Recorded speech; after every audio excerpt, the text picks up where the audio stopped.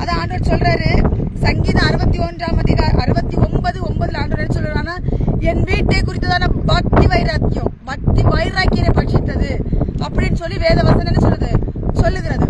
நம்மளுக்கு எப்போதுமே தேவாலயத்தை குறித்ததான ஒரு பக்தி வைராக்கியம் நமக்கு வேணும். பக்தி வைராக்கியம் இருந்தா மட்டும்தான் ஆத்துமாதாயம் செய்ய முடியும். இந்த நாட்கள் அதெல்லாம் போயிருச்சு.